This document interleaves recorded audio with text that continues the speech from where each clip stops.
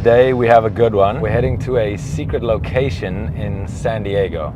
Not many people know where this place is. I've actually gotten lost a few times coming here because I type it in Google. Google should know everything, right?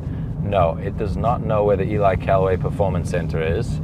So you guys can't find it. I'm gonna take you in there, show you around. I'm gonna get my clubs checked out, see what fun things we can do, meet some Callaway reps. Hopefully they can give me their expertise and prime my golf clubs to give me great performance. But yeah, we're heading to this undisclosed location in Carlsbad, California, and we're gonna show you everything on the inside today. I have to give you guys a disclaimer before I head into the facility. This episode, once I edited, was very technical. If you're not a golfer, if you don't understand stuff about golf clubs, golf balls, spin, all these different things, you're probably gonna find this episode very boring. But if you're interested or wanna learn, it's gonna be a great episode. We go into the weeds on this one. My man Nick, who you're gonna meet coming up, was amazing. He taught me a ton of stuff and it blew me away. The kind of things that he was talking about was totally next level. But again, if you guys don't want to see this technical stuff and you don't want to learn about golf clubs, especially Callaway golf clubs, this is not the episode for you. That's loud. Ooh, secret code and everything. If my friend Jay is here already, I'm searching for his Lexus car or Toyota. I'm not sure what he's driving now. Let's see, he might have brought donut holes. Jay has an affinity for bringing donut holes for all the reps to partake in, and I think that might have got, oh, I see Jay. He must have brought the donut holes. Oh, I don't travel light, as you can see. Oh, too much stuff. But we got to get it all dialed in today, so I brought it all. All right, guys, made it to the driving range. And we found a star fitter. We've got Nick in the house, and the cool thing about this is I normally work with a TrackMan, but you can see we've got a Foresight on the ground. So not only is Nick going to help me with my clubs, he's also going to teach me how the Foresight gives us information and what meaningful information we can use for this fitting. So Nick, just run me through what we're looking for today. I've got irons, wedges, driver in the bag. I just want to do a check, but is there anything you want to maybe highlight or try and get better in my bag? I think it's just checking the diagnostics, and for a guy like you that wants to play golf for a living, it's really how's the ball flying. Yep. So what kind of trajectory windows are you hitting throughout the bag? Is the gapping good? And obviously as you look at the bag, there's slightly different priorities you look at. Yep. Like, so if you're hitting 6 and 7 iron shots, that kind of thing, is the launch and spin going to give you the correct trajectory window? Is it going to give you the correct descent angle into the green?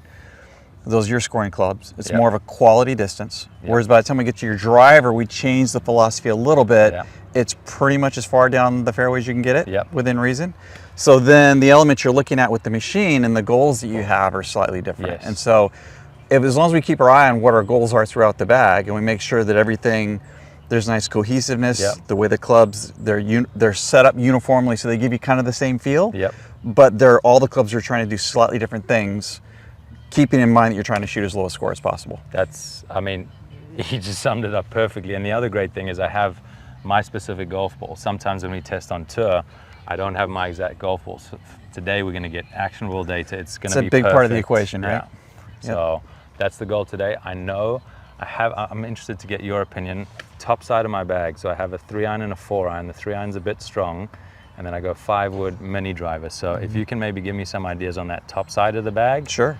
I need a bit of versatility there because I usually take one of the 4 clubs out, 3-iron, 4-iron, 5-wood mini driver, and I'm left with a 30 to 50 yard gap sometimes. Yeah, sure. So if you have other ideas, I know you guys have like utility clubs and other kinds of options, and maybe you can think of something there to help. That's almost my goal today. We can talk our way through it. Okay. Yeah, for sure. Cool. Sounds great. Let's get into it. What those wedges are particularly good at doing is for a player that likes to, if you're looking at your controlled wedge shots, a lot of like not full wedges necessarily. There's some of the effect in the full wedges, but a lot of the partial wedge shots you're going to hit. A lot of it comes down to, for each player, what kind of trajectory they're trying to establish. So most guys like you, so not everyone does that, but I would say 85 to 90% of the tour pros I work with are going to want the trajectory flatter, just because it tends to make distance control better. Easier and better, Now, what you also want with a low launch is you want a pretty high spin rate, right? So you wouldn't want a low launch, low spin, or a high launch, high spin. So most tour pros are going to say, I want it to launch pretty flat, but I want it to have a pretty decent amount of spin. So what you'll see pros do, which is if you go to a tournament, like not you, but if someone was watching you play a tournament, what like good amateurs that are sophisticated about observing what's happening will notice is that when they watch a pro hit a wedge, it looks like it flights in there pretty flat. Yes. Whereas you go to the local muni and watch an amateur, yeah, it just bloops up in the air and who knows where it's coming down. Yeah. So the easy way to do that, the easiest way and the most tedious way is to learn the right technique, which you've already done. Low loft, lean the shaft forward, compress getting all the deliveries right? Because they aren't smart clubs. Yeah. They're not going to deliver themselves to the ball. So you've already got to have some technique. Yep. But then within the design of the equipment, if you take a wedge and you move the center of gravity up the face, that also tends to lower the launch and gives you a little more spin. So this is where your question about the SP. Towards the perimeter and higher up. Yeah, because essentially when you're hitting, let's say in a theoretical condition, you have the ball and you have some type of club moving toward the ball. Yeah. The highest efficiencies are if you can get the center of gravity of the club in line with the center of gravity of the ball. Yeah. Okay. Now, if you do that really well, like if I wanted to go max smash factor, I would give you a club with 0 loft and tell you to have 0 angle of attack. Then you would hit a pure knuckleball at really high speed. Golf's not played that way, right? So every shot is some amount of oblique against the back of the ball to launch at a certain height and spin at a certain amount. Obviously, the wedges have quite a bit of spin, right? Which we like.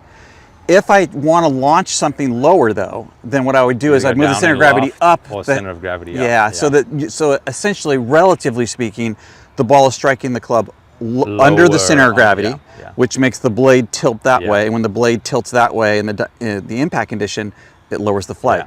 And it will typically make the spin go the other way. Right? So does the spin go up because of that factor, or is spin mainly the grip on the grooves? So the more you compress the ball, or it's not really compression, but the more you deform the ball or squish the ball, right? The more ball speed you're going to get, but you're going to lose energy to heat and noise. And usually the best strike against the back of the ball that gives you that compression is usually the kind of condition that's not going to give you much spin. So if you have a ball where you're slicing underneath the bottom of it, that increases the spin. Yeah, it's basically kinetic energy. The kinetic energy goes to rotating the ball or pushing the ball forward, and you're going to have to make a trade on how much you want of each. You can't get a lot of both. True. So you can't raise the ball speed and raise the spin. You're going to make them go, they're inversely proportional. You can't hit the ball far or the perfect distance and have too much spin. There's going to be a trade-off on either the spin or the launch condition. Yeah, and when you're looking, so this is important for a guy like you who plays golf for a living, when you're diagnosing yourself on the machine, what you don't want to fall into the trap of doing is going, well, I'm spinning the ball more, but you know, gosh, I've lost efficiency. Well, you should. It has to. That's physics, right?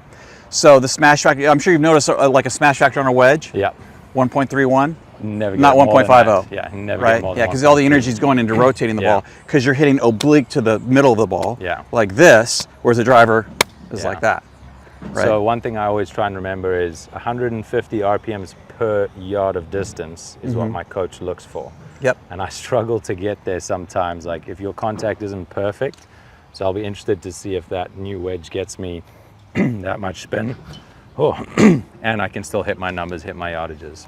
Yeah, and the other thing too that people don't understand about, if you're really going to start doing like an examination of what your spin rates are, especially off the high lofted clubs that you're hitting off the ground. The ground conditions help and well, hurt a lot as everything, well, right? So if someone said, if an amateur comes in and works with me and says, I want to spin the ball like the pros, I go, okay, well let's figure out, let's make sure we have the checklist first. You have a high spin ball. You have new grooves. You have good technique. You have a dry, clean lie. Right? It's like if you're not doing all those things, they're like they're going to come to you and go, "What's the magic to the spin rate?" I come in and I come in shallow with a lot of loft on the club. I kind of bloop it up in the air. I'm using a harder, less spinny ball. My grooves are worn. I keep mudding the grooves and don't clean it off when I'm practicing.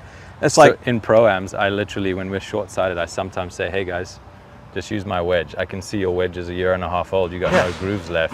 You can't hit the shot because your club's not giving you the right feedback." Use my brand new wedge, which has fresh grooves, and I've given it to guys before, and they're like, "Whoa!" Like, wow, it's not technique. It's not. I mean, some of it is. That's the simple stuff, right? Your clean groove, your fresh groove. That's going to help you spin. That's the simple stuff. Ask your wife to give you a little more money so you can buy a new wedge, right? Because you need two spin. sets of wedges a year. That would be, and that's the one thing I advocate as well. Like guys, I'm going to get a new driver. Rather just buy yourself 2 or 3 sets of wedges every year, and you'll play way better. If you want to score better. Right? If an amateur says, I don't care, I just want to embarrass my buddies and I'm driving by 40 yards, I go, oh yeah, go into your driver fund then. But if you want to actually shoot a better number, if you care about what the scorecard says. Match that golf ball, get a new golf ball, new wedges. You're better off. Exactly. The other interesting thing about looking at spin rates on wedges is even when we test new wedge designs, they are militant over there, our testers, Yeah. about making sure the club is exactly, they give you like a brush and a white, Yes, and clean it it's like, every yeah, make time. sure it's perfect. And if you chunk it a little bit, if there's a little debris, your Yeah. spin rate will drop from 8,000 to 5,000 or 4,000 in a Yeah. heartbeat. Yeah. Right? And so you just throw it out. You go, Yeah. yeah, you fatted it, throw it out. A Yeah. little bit of debris, throw it out. Was the club clean? Nope, throw it out. Right? Yeah. It's not good data because that condition at impact is so sensitive to the rate of friction Yep. coming up the face. When you think that footprint that ball is leaving on the club is such a small area, and you get Yeah. even 5-7 blades of grass or little bits of soil. Just a it's- little bit will drop the spin rate Yeah. thousands of RPMs. Yeah. Just like that. And you've noticed on the course when your lie's not quite Oh, right, yeah. sitting pretty good but light rough, Yeah. and you try to flight one in there and it just Bounce, bloop bounce, straight up in the yeah. air. Like you hit it and you go, up, Yeah. I just slipped it up the face. Yeah. Just a little bit of debris. So Makes you a know whole when that's difference. good, my coach always said the bowling ball is what he calls it. When you're chipping it Yeah. and you're going to put a little spin on it, chip it and roll it to the hole, but it comes out with a little more roll. That's one that rolls past the hole all the time and sometimes hits the pin and goes in. Yeah. He always says the bowling ball has a much better chance of going in a well-struck As long chip as shot. the thing about using good equipment and good technique is that your miss range around your ideal is pretty tight, Yes. right? And And that's that's true our around the goal. greens or with when you're hitting a driver, Yeah. right? What's the worst one? Because in your business, the worst one's the one that kills you. Yes. So, Yeah, we For want sure. to keep those windows tight, and that's what we're going to do today. Go through the bag quickly and see where we can tighten it up, if we can tighten it well, up. it's important for anyone that's going to play in a golf tournament. Yeah. If there's some guys in blue blazers walking around, The penalty for leaving the sticker on the face. a couple guys been burned doing that. So, So I, as a fitter, I try to really be. I mean, I try to remind myself I got to make sure my overt- player, all the overt stickers are about off the it. clubs at so the he's end. talking about these stickers. Yeah. They help connect to the Foresight machine, so you get good club data. Many players have been caught with this on their face, and if you play a tournament round or even one shot with it, it's DQ, right? It's a penalty. Yeah, I don't know exactly what the penalty is, but it's Yeah. let's just call it bad. Let's just say don't do it. Let's So summarize as bad. I need to make sure I take these stickers off afterwards, and Yeah. we'll be sure to do that. Yeah, they're basically retroreflective markers that the camera, it allows the cameras to To pick see, it out. right? Okay. All right, let's get some warm up. I see the airplanes are still flying in hot from Palomar. It's a small airport, mostly business jets and the little buggies flying in and out of here. Recreational. Sometimes you'll see Dr. J's business jet flying out of here. It's a Gulfstream something or other. Oh, I've got a nice, speaking of keeping the face clean, I do have a little brush in here. Yeah, the thing I emphasize to my player, if they're just warming up and hitting stuff, it's fine. But if they Yeah. want to look at the data, You've got to be clean every yeah, time. it's got to be as if you're hitting a shot in a tournament, Yeah. because that's what you're training yourself, that's what you're looking at. Is your trajectory throughout the bag generally kind of a flat draw? Yes. Is that pretty? I try and close it, but I typically have a fade ball flight. when Oh, I'm fade in is your tournament. normal? Yeah. Okay. 8 iron next, so we'll do the 6 iron on the machine, hit a few Yeah. more full shots. So first thing to know is where is it the computer lined up. When you're getting numbers on this machine, Yeah. it's basically these cameras are looking outward and Okay. backward slightly. So usually in this area. Now the nice thing about it is if you put the ball there, It it's tells going you, to right? tell you if you're in Okay. the zone or Yeah. out of the zone. I've and seen that before, but I'm not very good at finding that zone. So, because I don't use it Well- much, I'm going to have to learn. with irons, it's not a huge area, and with irons you'll take some divots and run out of real estate, Yeah. and we'll just move the machine. Reset That's it, the easy thing okay. about it. And you've already set it on like a target line down the Right. range, So I've already lined it up. Do you see the white post Yes. way down there? Yeah. That is where the camera says is straight. Had to go double check on this ball. So this is our high spin ball. It's That's our the old plus, star. right? So it's the Yeah. plus, yeah. I How long have actually you been called playing it the the? wrong thing the other day. No, I corrected the guy checking the bag. He was like, "So you still have the Chrome Tour star?" And I was like, "No, it's a plus, isn't it?" And they're like, "Oh, that's a plus sign, so it's not Yeah. a star." That's why I just asked John. I was the Yeah. plus. I go, that must be our new star. Yeah. We just label it differently. No, I like the. But you like the higher squishy spin. ball. Yeah. Yeah. Something I can spin around the Okay. greens.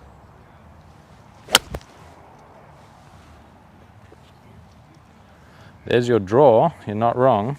Yeah, I'm seeing a little draw timing this morning. You said you've been kind of playing that last couple of I weeks. though. have, yeah. I've been trying to straighten it out from the draw to a bit more neutral. Let's hit a few. Well, why don't Yeah. you do this, since I've got some pretty clean numbers over here, Yeah. just so I can bring you over, I can show you what these numbers are telling us, and then I as you can come back adjust the from next there, time, right? yeah. So the thing that I like about this particular system, because both TrackMan and this system are really good, Yeah. they probably both have certain strengths and weaknesses. They use Okay. different types of technology to measure what's happening. This is a camera-based system, Yep. and the TrackMan is a radar-based system, Yep. right?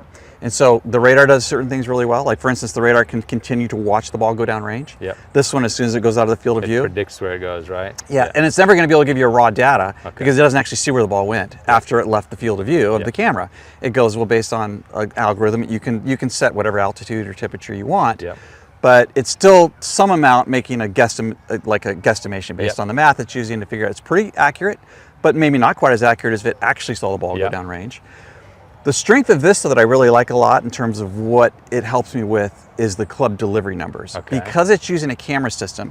So let's say this is the camera, Yeah. and here's the ball, and the club's coming into the ball. Yeah. Well, the camera's looking back at the club, and so when it starts to see all those retroreflective markers in the Yeah. face, It knows exactly where it is in space. yeah, right? now what the TrackMan's going to have to do is the TrackMan's behind you, It just and sees it sees where the club's going. Yeah. So it goes, there's your path angle, there's your attack angle. But if you were to ask the TrackMan what's the face angle, it's going to then go, It's well, I can't guessing, see the right? face angle. I know where the club head was going. And where I the know where the ball ball went, so I'm going to do some math. Ah, okay, okay. So I'm going to predict, and it's pretty good. The problem there, though, is that ultimately when you're hitting a driver and you hit off a toe, you know what happens? yeah, twist the face. Right, there's twist. gear effect, Yeah. right? So it can't just extrapolate a face angle. Yeah. Because it's got gear effect and the It's club moving twisting. as the club's touching the ball as well. Right. who So it knows? can't just say, like you can hit a hook with an open face, Yeah. but the TrackMan sees the hook and sees the path and goes, And it oh, closes the closed face, face. yeah. It says you've got a closed face. Okay. So that would not be good, right? Yeah. If you're hitting off the toe with an open face and hooking it, and then you try to do the same thing, Closes close the even face, more, yeah. you're gonna, yeah. Yeah. So that would be a limitation on that Okay. And do technology. you know how accurate? Like what from your research? We're talking half a degree, 1/10 of a degree, that, if I could guess, but I Yeah. probably wouldn't be quite right. and TrackMan would have. I just know that it's either less reliable or more reliable. Okay. And the other thing that when I look at this, everything seems to correlate to what I'm seeing downrange. Like when I True, see this, yeah. this is what I like about this machine. I look at it and go, does that make Start sense? right, draw. Or, Yeah, does that make sense? And I'm Yeah. looking at it and go, yeah, that's what that looked like it did. Yeah. So that kind of reinforces, it gives it some street cred, Okay, so to I speak. might need to get myself a Foresight now. Yeah. I've seen guys do both, TrackMan and Foresight, and Yeah. I'm like, why are they doing that? But that's Well, for a the guy answer like to you, the one thing question. that's nice about it, this may or may not matter, but you don't have to have this to display the information. Yeah. Like you could literally take that out of the Leave bag it and on just lay it that down. You little could just hit balls LED. and just look at this what the Yeah. screen over there is telling you. Okay, so that screen So- can give me the club data as well. Sure. Ah, Yeah. So you can okay. see over here as you've hit, these numbers will come up. I thought it was only launch on these numbers, but No, it can give you the club so I stuff can too. toggle between club and launch. Okay. I don't know if you can toggle between it. I think this Oh, is there it pops information. up, yeah. There's a certain settings you can put on it to see what you Yeah. want to see. But like for instance, if you were looking at your lie angle, that one said, so it'll come up on the screen again, 4.8 degrees toe down. Okay. Right. So that's what those stickers. That's what's happening through impact. You're a little Is- bit toe down with the impact. And what's the So- max that a club can bend? Like 1.5 degrees. That sort of deflection. What's the? I'm sorry. Ask that question. So toe down is that. Correct. The Yep. deflection on a steel shaft can't be more than like. It's a very a small degree or amount. 0.5. Yeah, it's very small Okay. amount. So that's me having the handle up. Yeah. Correct. And we don't necessarily always want that number 0. Yeah. Okay, because it's more common if I get a Tour Pro. This is a Tour Pro thing. Yeah. They come in and they'll go, look, if you look at your machine and you put me on a lie board or do any of the traditional Yeah. lie board measurements, I'm probably going to be around standard. I might even be a degree upright. Yeah. As far as how level the club is at the strike, Okay. they go, but he'll then say, but I can't stand seeing the ball go left. Yeah, true. And I don't care I what wanna- I don't care what the divot looks like. Yeah. I want that face plane pointing more to the right. And when I get this way, I don't want to hit a pull draw over the Left, back of yeah. the left of the Yeah. green. I'd rather miss it on the front right edge. So I always Okay. want my ball falling right. So I like to put my irons 1 or 2 degrees flat. So it's going to show up on the machine as Okay. 2 or 3 degrees toe down Yeah. at impact. But he's like, but that's okay. The normal of the face, which is just perpendicular where the face is pointed, is Yeah. where I want it. And I don't care if the divot is a little deeper So on when the toe it comes side. to lie board and that stuff, checking the loft and or the lie of the club. Yes. Would you, if you saw a high, let's say I go 4 degrees, 4 degrees, 4 degrees, 5 degrees, would you say, Dill, we may want to tweak your irons Only a if little you flatter or not? only if you said no, more upright. You More mean. upright, sorry, yeah. So only if you said it looks keep like it's missing it in the dynamically wrong playing place, right. Yeah. Like now my miss is squirty right. Yeah. I don't feel like I'm covering the ball up. It feels like it's squirting sideways off the face to the Yeah. right. It's going right at pin and going more right. That kind of thing. Then you go, well, Then- let's bump it a degree, see what happens. We go, Okay. oh, I like that better.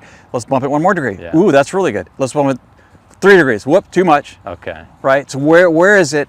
To me, what I I have want. never messed with my lie for like 12, Yeah. 15 years almost, like since You're college. trending toward where most of my tour guys would trend on the Okay. flat side.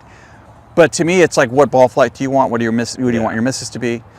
To me, if you had to summarize all the data we're looking at, whether it's the driver or the iron, if the club fits a better player, now we're not trying to mask over errors too much, but if a club fits a better player, what you want to feel is you make a swing, and by the time you look up, you're not surprised to look up and see where the ball went. Yeah, in other words, the club's giving you feedback about what you just did, and you look at them and you go, that's what that felt like. I remember we just saw Dean earlier, the first fitting I had here at Callaway. We went through the bag, wedge 9, 8, 7, 6. We got to a 5 iron, and I chunked 2 in a row. I like caught it heavy. I said, oh, sorry, Dean, I must be getting tired. And he said, no, give me that club. He took it and he walked back inside, and he spec'd it out, and it was like 1/8 of an inch, or basically the steps when he compared it, 5 iron was slightly out. And he's like, I knew that wasn't you because you've been swinging well the whole day. All of a sudden you mishit it, and I knew something was wrong with the club. And I was like, wow, that's pretty... Yeah, sometimes that's true. And so having a guy behind you that can recognize that helps you do your job better, right? Because what you want to know too is it the club's fault or my fault? Right? Because if it's your fault, you're willing to take that information. I'll take that just ownership. Tell me that. If it's something else going on that a variable that I can't quite control. That's why I was interested with that. I've never really thought about lie angle through the ball in the last 10 years with iron. So okay, let me hit a few more and see. Yeah, sure. We'll see how. Once I straighten out the flight, if that lie angle comes down a little bit.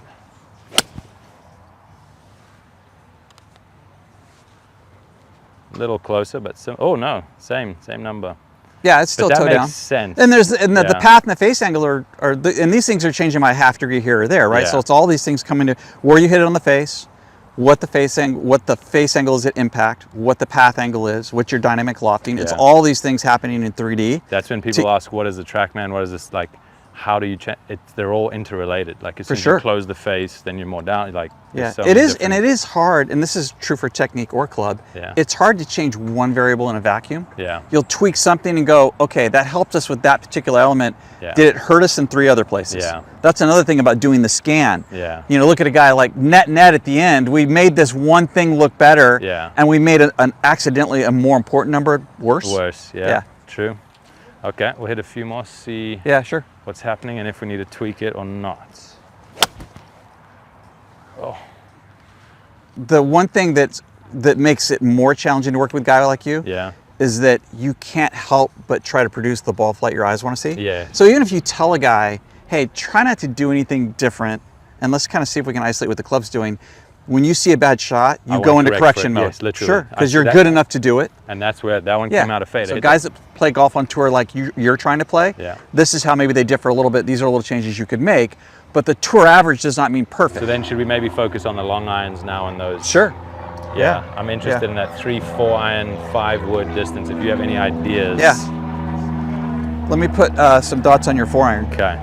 Oh, you got graphite in that, huh? The 3 iron's almost like a driving iron type club, so I wouldn't necessarily get great numbers off the turf with and it's designed to hit low bullets is what you're telling me. Why'd you go graphite in the 4 iron? Just more launch, more speed, more spin, more... A little higher ball flight, and spin wise I don't know what it does. Maybe you can tell me, compared to a steel shaft, what would you see in that graphite spin numbers? It depends a little bit on the graphite. You can actually take graphite and depending on the kind of graphite shaft is, you can make graphite really stiff if you want to. But usually guys are doing graphite for the reason you've done it. But it's not so much, but it's not so much that you really want the graphite to go crazy, super flexible dynamic lofting, because then your timing changes. It's more that graphite is generally lighter, and so you can swing it faster, which gives you more friction on a flatter loft, which gives you more spin, which gives you more peak. Okay, so that's what I was looking for. My 4 iron wasn't getting enough height at the overall apex height. And we tried a graphite shaft. Did it make a difference? I could hit a little.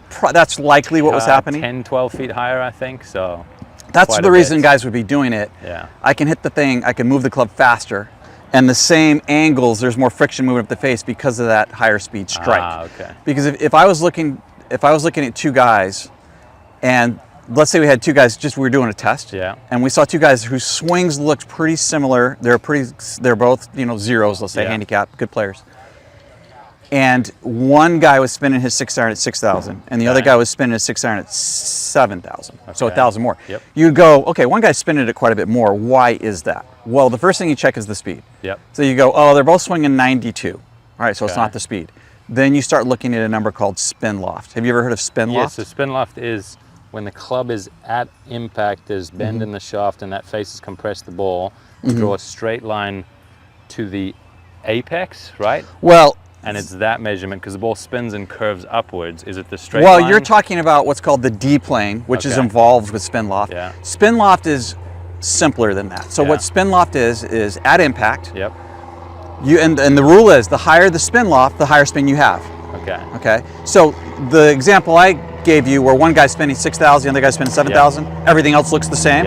But that guy's spinning. Why is he spinning more? Because one of the guys will go, why is he spinning more than I do? Okay. Spin loft at impact. So spin loft is where's the face pointed, how much upward is the face pointed at impact. So that's your dynamic loft. Oh. So let's say you had a 6 iron, that's half the equation. So let's say you had a 6 iron that has 30 degrees of loft. Let's say at impact, you're 8 degrees forward. So that would be 22, right? Because it's 30 minus 8. So the ball thinks it's 22. So the face is looking upward 22. And then how steeply are you coming down? Let's say you're coming down 4. So it's 22 vector up with the face, 4 degrees with the angle of attack. You add 4 and 22, you got 26. So 26 degrees of separation between those two vectors. Club's moving down this way, face is looking up that way. The more those get apart, the more oblique it is, the more spin you have. Right? So again, the example of zero loft or zero spin loft would be zero loft going level. So we'd have face looking forward, angle of attack forward. Those vectors would be squeezed together to be 0. So you'd hit right in the back of the ball, no spin. So what is the ideal relationship? Do you want to be 3, depends on what spin rate you're trying to generate. Right? True. So if you want more spin, you would want to have more spin loft, or you'd want to set the club up to adjust that spin loft angle. So let's say you said, well, I'm not going to change my angle of attack. I'm going to hit down 5 degrees on this club, but I want my spin to be more. I was like, well, I got to give your club more loft. Because you're going to deliver at the same handle position. You're going to hit down the same. I need that club to be 1 or 2 degrees more upward. So the easy thing to do is to change the loft. And then you would go, well, okay, now it's spinning more, but hey, it's going shorter. I go, yeah, too bad. You're turning your 7 iron into an 8 iron. It's going to go shorter. And you go, well, I don't want to do that. I want it to go higher and farther. I go, well, then hit it harder. Swing faster. Increase the club speed. Okay. Yeah. So to see, I think. So my 4 iron is a 220 yardage off the turf. Spin wise, I don't know. I don't know what number I should be looking at with a 4 iron, but. Well, it's not even a matter necessarily of you knowing your spin loft as much as if you were going to ask me, if you came to me and said, hey, I spin the ball a lot. Why do I spin the ball more than the other guy? Well, that's the number that you would look at. And you wouldn't necessarily even have to see the number as much as knowing that's what you're doing. So let's say your coach is working with you and you just said, look, I'm a guy that's super spinning. You're not this guy. But let's say you were a guy that was fighting too much spin. And he went to his coach and he said, I'm spinning the ball a lot. I've done as much as I can with the clubs to take spin. I use a low spin ball and I'm still spinning it up in the air like crazy. I'm not good into the wind, et cetera, et cetera. Crosswinds, whatever. I'm not controlling it. The ball's curving more. Okay. So his pro would have to do one of two things or both. The coach would have to get him shallow the angle. So let's say you shallow the angle without moving the handle. Right? You can't shallow the angle and just move the handle more back. Right? You would have to shallow the angle without moving the handle back, because those things sometimes happen in concert and it's not doing any good. You're just pointing the system up or down. So you would have to shallow the angle, or you would have to move the handle forward without steepening the angle of attack. So I can't make it go like this. I can't make it go like this. I got to make it go like that. So I gotta operate the handle independently of angle of attack, which is really hard. But a good coach can tell you how to do that. Right? That's the hands, that's the body working together, and that's timing it. And you can cheat it by going from a fade to a draw. You can do stuff like that to reduce the spin loft. But essentially, if you want to spin the ball less, it would feel more shallow with the handle more forward. And if you want to spin the ball more, it would feel steeper with the handle feeling like it was backwards. Because you're either trying to widen those vectors or narrow it down. And it's really difficult. But that would be the way you would do it if you wanted to become if you were naturally a low spin guy with your delivery and you want to be more of a high spin guy, or vice versa, you'd have to move those things. With that, because my 4 iron is the one where I think I get enough spin, but every now and then I'm like, damn, why did that ball roll through the green? Why did it not stick and hold? And it might be too that your spin's enough, but the launch angle's pretty flat. So it turns out that by the time it gets into the terminal angle of the green, it gets a little bit shallow. I'm jealous of guys that when they hit like long iron and it just comes in and sits down, I'm like, how do they do that? I mean, I know I can do it by just going like mega You can fade, cut it, right? You can saw across it and cut it up in the air, because that's a way of cheating the spin loft, right? Because you're just making the face, by opening it, you're adding that more vector to the loft angle. Even if your angle of attack didn't change, you're spreading those things apart. There's your oblique spin. Okay, let's do it properly though. I want to see if you can... Just hit your normal 4 iron. If I see something that looks weird, If I see something and goes, oh, this is why you have a hard time hitting a high 4-iron, then we'll adjust.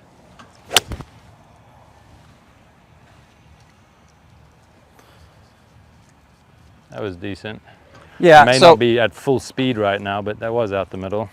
Yeah, that wasn't bad. I wouldn't say you're I would say you're like 5% lower than the average tour guy. Okay. So where you're probably a smidge steeper with your angle of attack, and you've got the handle just a little bit more forward because here's your dynamic loft at 14.6. Okay. Right? So you're a little bit more down at it with the handle more forward, and so your spin is fine, partly because probably you're using a high spin ball. Yeah. But your launch angle is just a whisker. Yeah. Okay. Just a whisker. So in theory then, what I hear you saying, my adjustment would be try and swing up on it a little more, but not as much shaft lean. So almost like release the club earlier. Yeah, so let's make it really simple. You'd feel scoopy at the ball. Yeah. Yeah. Just trying to exaggerate that Yeah, feel. so and then I tell the player, I know you're good enough to hit me a high one. Like, can you play golf doing that? He's like, I wouldn't want to do it under pressure. Like the it's wind like, you now, got to decide as a player whether you want to do it or not. Yeah. But how physically how to do it? Yeah, you would at impact you'd have handle more back and the angle would be more shallow into the ball. Well, let's try that. I'll just try hit it. The math is easy. higher. The hard part is when you put your hands on the club and have to do it. And the pressure. Like I don't want to have to hit a 4-iron high, so don't give me the club. Oh yeah, I think I might have done it a little bit earlier on the release. Yeah, so you delivered the angle down about the same, but you put a little bit more dynamic loft on it. Okay. Yeah. So you pitched the face a little bit. Now I see 5100 as opposed to 46 last time. Yep. I think. Yep. Yeah. So 5100 is plenty of spin. Okay. Yeah, that's not the issue at all. So I have enough leeway. I can play with it, and if I need that spin on a specific shot, this club is doing exactly what I need to. Yeah, I wouldn't. So the question would be, if I put my fitter hat on, because we're talking about what you're doing with your technique. Yes. Yeah. If I was looking at, okay, well, what you said, well, I only want to do so much with my technique because I kind of like what I'm doing. So can you help me with the club? It's like, well, the only thing is you can go two ways. You could put more loft on your 4-iron, which you run a little bit of a risk of squeezing it back toward the 5-iron when you do that, right? Or you could go, well, it's going to go a little shorter, although higher's better. I'm probably going to give up a couple of yards. What can I do to get that back? Well, maybe we could make the club a little longer to generate more speed, to get some of that speed back. Yeah. Right? So I'm going to make it go faster that way, so if it goes higher, it still goes the distance down range I want. Or you could go, okay, no, I don't want to do that. Give me a utility iron at that loft, which has a low CG, which naturally launches it higher. Right? That would be a way too. Then your launch angle would probably come up, but your spin wouldn't change much. So I had, funnily you say that, this is the TCB head. Yeah. I had the UT, the old, like 2 or 3 generations ago. It's the one in my 3-iron. Yep. So that was a little more mass on it, and I just recently switched to this one for whatever reason. Yeah. It's got a fatter sole, right? Which means the center of gravity is a little bit lower. Center of gravity hits under the ball, brings the launch angle up. Doesn't necessarily spin it a lot, but it'll give you a little help on the launch angle is really what the utility irons do. And they're naturally slightly more forgiving clubs because they're usually bigger clubs. Right, so usually the inertia, the MOIs, the inertial properties of the club's a little more stable. I can miss-hit it a little bit. Not a lot. You can't clank it way off the toe, but you can miss it, 4 or 5 millimeters one way or the other. You can kind of get away with it a little bit, like you're not going to be able to do that with a TCB. Okay, so if you're happy with this 4-iron, my next club up is a 3-iron. Here's where it gets kind of tricky, and not a lot of tour pros do this. I've got 205 in a 5-iron, 220 in the 4-iron, and then I know it as 230 off the ground. So off a tee, it's more like... With the 3-iron goes 230 in the air? Yeah, because it's quite a flat, it's like almost like a 2.5 iron. So I don't have a lot of carry in that 3-iron, but I love the spacing because I can choose to either skip the 4-iron or skip the 3-iron, whatever the par 3s are playing that week. If I have a lot of 205 to 220 yardages, then I go 5-iron, 4-iron, and I take the 3-iron out. Right. If I'm at a links course and I'm hitting lots of tee shots with a 3-iron or a long iron, then I'm going to go 3-iron because I can flight that and run it really far. Sure, you can hit a little bullet. Are there any other tools that you can think of? And the 5-wood is like a 255 club, so I go 205, 220, let's say 235, 255. And the 255 is the what? It's a 5-wood. 5-wood. So 18 degrees aloft. Yeah. Okay. So that's a nice high, soft landing club, but you're operating right out of my playbook already. Okay. Yeah. Okay, so I am doing. Yeah, you're doing things in a professional manner. Okay. Yeah, there's no magic secrets to that part. I think you've kind of figured it out. The key is to make sure the real problems we run into, and this is not a tour pro problem as much because you guys can carry around as many clubs as you want. Yeah. Is when amateurs come and they want to answer a lot of problems with 14 clubs. And 14's hard to 300 yard spacing, Yeah. trying to solve 12 Yeah, or because you 13 can clubs. afford, the 3 iron's basically a one-trick pony for you. Yeah. It's going to hit a low bullet that tumbles forward. Yeah. It's a low trundler. And if it's like, I'm not going to see that shot on the course this week that much, it just comes out of the bag. Yep. Whereas the amateurs kind of want to travel around or play with their 14. Yeah. And so they go, I needed to do this and this. I go, it's just physics-wise, it's not going to do those. Yeah. You can take the iron and hit a long iron and hit a bullet. And again, this would be for a good amateur, right? Yeah. Long iron and hit a bullet. It's going to come in real flat. It's going to tumble forward. It's probably pretty reliable as a driving club. Not going to hit any unless the green's a dartboard. Unless it's wet, it's not. You can't do it. Not going to help you reach. And then go, well, okay, I can't just have that one. I got to toss that one out and go hybrid. Okay, hybrid gives you medium. Yeah. So it's not great at hitting the low bullet, but you can do it. It's not great at hitting it straight up in the air with spin, but you can do it. Yeah. And then they go, no. At the courses I play, I need one that goes 235 and comes down like vertical. That's like, all right, let's go 7-wood, man. Yeah. 7-wood or a 5-wood or something, right? Get the ball up in there with spin and speed so it travels high but downrange a decent distance. With you can just take all 3. Yeah, and then, that's what I do. I go 15 clubs and I decide. Talk to the caddy. Yeah, you put one in the hotel room. Yeah. In their locker, whatever. Okay, so I'm doing the right thing. Yeah, I have the setup correct. I'm totally on board so far with what you've told me. 5-wood is a great club. Now, when we get to you said now this is where the bag changes a little bit. You're obviously looking for the driver launch angle. Yeah, with the driver and the mini driver. Right launch angle, right spin numbers. How do you describe a mini driver versus a driver? Because I've only recently been playing this, like 8 months or 7 months with a mini driver, and I'm still learning like what its uses are. I know off the tee, obviously it's a little shorter than the driver, but hitting it off the deck, I still haven't quite figured it out. How do you describe those differences? Well, it's not really the mini. As much as guys try to turn it into like I want it to be kind of work as a driver and kind of occasionally work as a 3-wood. It's not a great 3-wood off the ground club. Okay. The problem is that the face is still pretty deep. Yeah. And unless you had a super perch Ely, which you never get, it's always going to sit tight, you're going to hit it low in the face. Yeah. So you're going to basically skull the ball. Yeah. So when you hit it low in the face, we know, especially with woods, vertical gear effect, it launches really low and spins a ton. Okay. So I think a lot of guys have found, and this is just, you would know this is going to happen if you knew the physics behind it, if they took their 14-degree Tour 3-wood with a shallow head and they get it up into the face better, launch it high with low spin with more ball speed off the face. Will get more distance. Yeah, I had this discussion with a guy that I won't mention here, but you would know who he was. Yeah. That he goes, and this was a while back, and he said, well, I can hit, he didn't have a mini, we weren't making those yet. Yeah. But he had a driver, he goes, oh, I hit driver off the deck all the time. I go, does it go farther? Numbers, yeah, does it go farther than your 3-wood? He goes, oh yeah, it goes a lot farther than 3-wood. I go, really? Well, let's test it. I go, huh. That's interesting. Let's find out. He goes, oh yeah, for sure. It goes down there, it rolls. I go, I know it rolls. But I go, but you're going to give up some carry. Yeah. And so what he did was he hit it as solid as you could hit it. He'd hit it real low in the face. Yeah. Take off real. It would take off at like 6 degrees. Low, yeah. Spun it like almost 4,000. It went about 265. Right now he was slightly older. He wasn't like a young. He was 45 years old that had played the tour. And he hit his 3-wood. 275 in the air, 270? Not quite, but it was 7 or 8 yards farther. Longer, yeah. It was farther in the air, and then it rolled about the same because the 3-wood, or the drive was taken off a little bit, it was still spinning a lot. Yeah. So the 3-wood ended up not much more roll, but more carry, and that 7 yards in carry showed up in the total. So it was like 7 or 8 yards. He goes, I can't believe I hit my 3-wood farther than I go, yeah, you're launching it higher with less spin, and the speed's not that much different. That's physics, man. So I have 2 clubs that are like closer to each other, and that's the range off the tee that I'm trying to avoid hazards, bunkers, all that stuff. So it helps me there. Well, in the courses you play, they're going to make it so that at about the 290 carry, they're going to squeeze you guys in. Yes, and there's they're going to say you either have to bomb it, or you got to lay back of it, or you got to thread it. And I'm playing the European Tour now more, and these courses are shorter, and so that's where it's really been helpful. Courses in mainland Europe where I've got to hit it. They're going to pinch you off. 280, and I can't hit it 300 because there's trees and a dog leg and stuff. So now I'll say nice things about the Mini, right? I said it's not a great off-the-ground club. It's an awesome driving club. Because it gives you some of the flavor of a controllable off-the-tee 3-wood shot, but it goes farther. That's what I hated about the 3-wood before was, okay, I'm trying to get that 285 out of it. I'm trying to give it a little extra, and all of a sudden I miss it, or I hit it high, or toe. Now I've only got 265. I've missed the center of the face, and I've lost distance. Now I'm way out of my perfect distance that I've aimed for. As a junior varsity driver that goes more straight and gives you a reliable distance that's far enough, the Mini is awesome.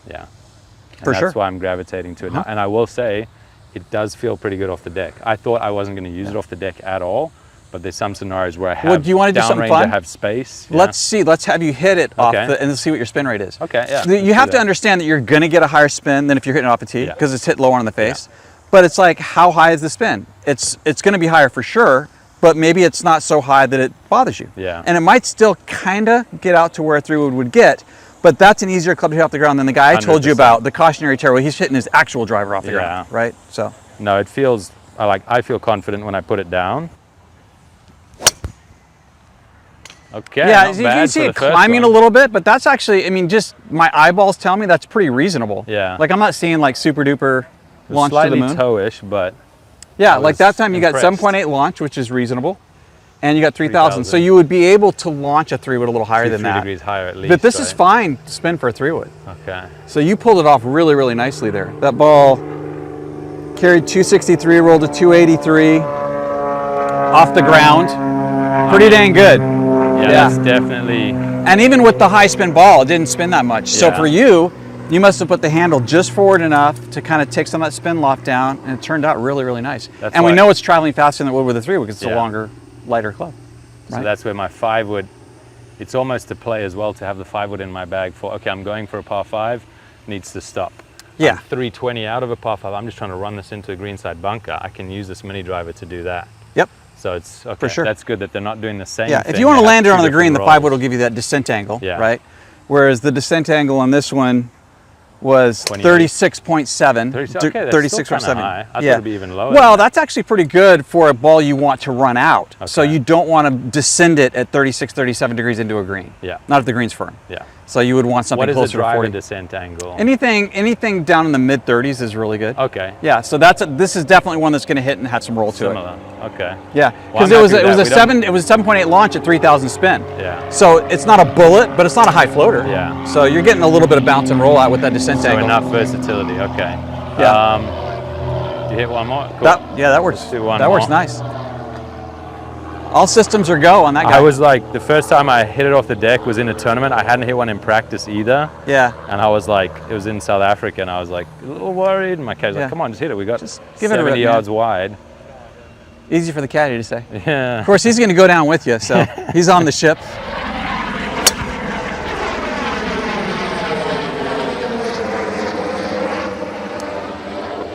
So that one A little spins, more fade there. I almost felt I yeah, needed so that to- one spins more, Yeah. right? Because you increase the spin life by the face being open. Okay. So that gives it cut spin and more spin loft, which makes the backspin number go up to So 3,800. 3,000 to 3,800. Yeah, and then your descent angle goes steeper, so and it stops the launch quicker. goes lower, therefore. Yeah. Okay, Yep. so that would be if I'm trying to. What was the land angle just out of? So the land angle was 39.8, Okay. or excuse me, 40.0. The 39 is the average. So if I want to fly this onto a green, that would be the shot I would go to. Try and You'd hit a have no fade choice. to hold You'd it, have no yeah. choice unless you're shooting at dartboards. Like if it Yeah. had been raining all night, that's Yeah, one it's just thing. gonna But if it's plug. firm, yeah, you need 40 plus on the descent angle Okay. to get the thing to Let's hit one stop off down. the tee. I want to see if those numbers Okay. are good as well. All right. If you think I need to adjust anything, I did in the beginning. This thing when- looks awesome so far. It's great. When I used it at first, they sent me the, what is the other loft? 13.5, I think. Uh-huh. And it was like 270 on that carry. This was 285. So I thought 270 is almost perfect, but I needed a little more out of it. And then when I hit it on the range, it was way straighter with the 11.5. You probably want to, so the courses that are going to pinch you off, you want to snuggle it up a little closer to where you can't Yeah. go farther than. I want to see what you think about the launch angle and spin on this one.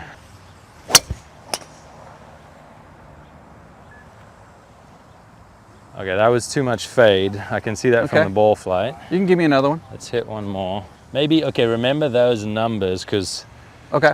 that would be my trying to get a 275, 280 shot. That's kind of the shape I would hit it with. That was 278 in the air, rolling to 295. Okay, so yeah, perfect. That's like the control it, keep it in the fairway. Yeah, I mean, shot. the launch angle will come up because you hit off the tee, and the face angle is a little bit open. But the Okay. spin didn't. The spin was 3,300. I mean, that's high Still for a decent. driver spin. Yeah. But for a 3-wood type off the tee. And I'm using the spinniest ball as well, so that's Yeah. in the right range. Now, I would it be guess. would it be better if it launched around the same, but was it 27, 2800? Yes, but we'll probably get something like that if it doesn't fade. Okay, let me Right. try go straight up.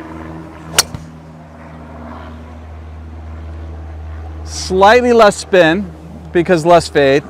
maybe struck a little high Yeah, on the it felt face. a little high in the face. The lower spin, 3,000. Yeah, still works though. Even with that descent angle, it's carrying pretty good, 282 to 301. Okay, so it's doing exactly what I told you it does. Yeah, it's in the air 280, and then it just depends a little bit on the conditions on how Yeah. much it rolls. It's not necessarily a really shallow descent angle, so it's actually carrying a pretty good ways, and then because that's a higher launch and spin than a normal driver, it's coming down, it would roll shorter than a driver. Okay. But still very So functional. that's perfect. If you there. had a creek running across, in benign conditions, a creek running across the fairway at 300, that'd be just about right. Yeah, you just creep up Yeah, on you'd be it, right in stay front too of the, you'd be short. right in front of the water hazard. Yeah.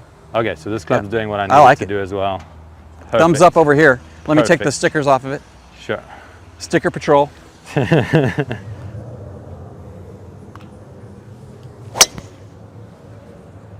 Ooh, that's nice and high. I guess Tahoe was all about hitting it long and far. What was the path on that? Was I into So out? you were 1.4 out to in, Okay. but you were up at it quite a bit, 4.4 upward. Okay, so 12, 13 launch. So you were 12.9 on the launch. Yeah, you can see the numbers going Yeah. up there. 27 and change, 2770. Okay, so I would say, if anything, a little high on spin, or no? Is Yeah, so when you mentioned Tahoe, did you play Yeah, Tahoe? that was last So high altitude, Yeah. a little bit extra spin's good. Yeah. If you try to live at 2,200 at high altitude, 4, 5, 6,000 bit feet, low. it starts falling out of the Yeah. air. Yeah. So, but benign conditions like here, sea level air, sea level heavy air, Yeah. 27 is taking a few yards off of it. Yeah, so that was, you closed the face down more. Yeah, that was just trying to compensate for the fade. Yeah, so you overcooked it a little bit. But the nice thing is, even though you probably kind of smothered the face on that one a Yeah. tad, your spin stayed at 2072, so Okay. essentially 2100. So why But does, that you can see that ball goes farther. yes, exactly. Why does the spin go down for a draw? Explain that to me. Like, I just Sure. know that as a fact, but what's Yeah. the reason for it? Yeah, so have you ever watched, you've watched people play tennis, Yeah, right? topspin forehand. Yeah, yeah. So basically, if the club is closing, it's de-lofting. Yeah. Okay, so as it de-lofts, the angle of attack, and the other thing too is when you, a lot of times when guys are doing this, they're actually going more up at More it up too, on but it, forget yeah, that part for a okay. second. Let's say you're going 0 angle of attack. Yep. If I go in and close the face, I'm de-lofting it, so I'm taking that spin loft and going like that because I'm moving the loft